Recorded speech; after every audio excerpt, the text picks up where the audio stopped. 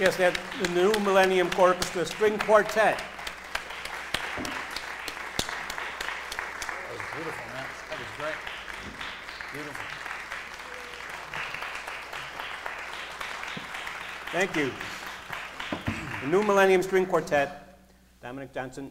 You know, and what's interesting about blues, certainly, I think, certainly being a people's music, a folk music, is all about really the relationship between the musician and the audience and the musician, what the musician gets out of things, what the audience gets out of the music, and actually had the power of binding a community that had to go from those work songs and slavery to bind them together into a community. And what I just like to ask the musicians is, in the sense, is like the feeling that they got from playing this music versus, let's say, any other classically composed music. Is there a difference, and maybe what would that difference be? Well, this is certainly based on a different scale system. So the scale system that this is based on is a blues scale system. So we have different inflections. Okay, so now what do those inflections, I mean, allow you to do, and what kind of feelings then did you get out of those inflections? Well, sort of similar to gypsy music, which has a lot of visceral elements as well. There's really nothing you could do that would be too much. I think with this music, you could put every ounce of emotion into the music, and it would accept it. Whereas some other music is more delicate. You couldn't do that to that, but this music has that generosity.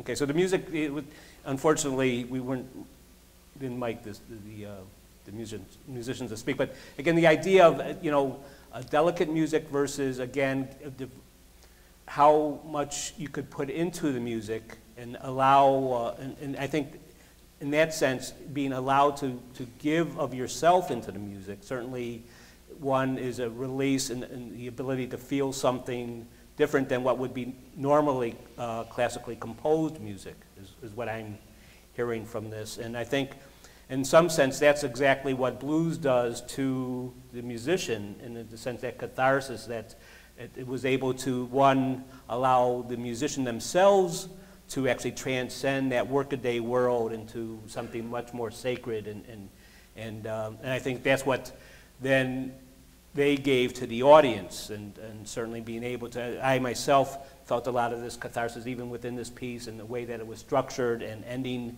as it did certainly had that kind of a release as well. The sound production is very different. The blues quartet that we played allows us to experiment with different types of sound that we would normally do for classical performance.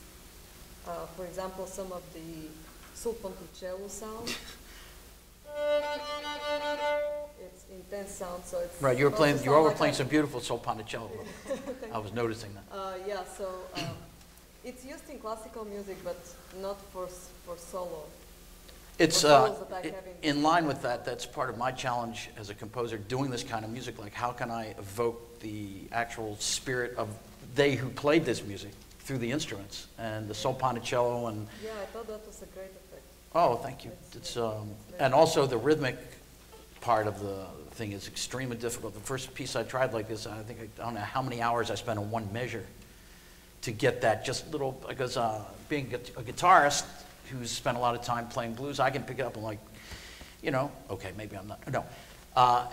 You know, I can rip off some licks. When you try to write it down, it's exceedingly difficult to write that stuff down and get it to work so that I can give it to somebody that's never played blues before and they're going to swing with it.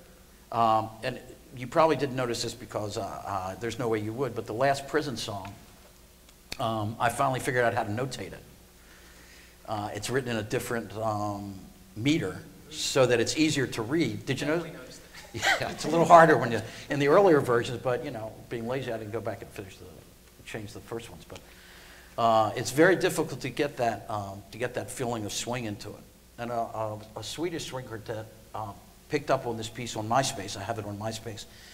And I don't know if they had ever heard blues before in their lives, and they said, we really like this music, we would like to play it, and so they played it in Sweden.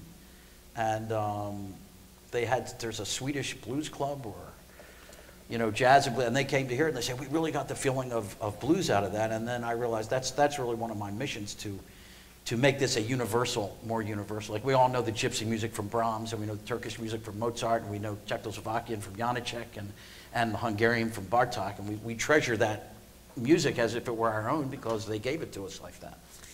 So that's one of the, in line with what you said, that's one of the difficulties, challenges. And then the other question, and again, I want to thank the New Millennium Orchestra String Quartet for actually interpreting this piece so well this afternoon. And but to Larry, you know, again, the question always comes to, you know, why then the necessity to go into this direction? You're going to take me there. Okay.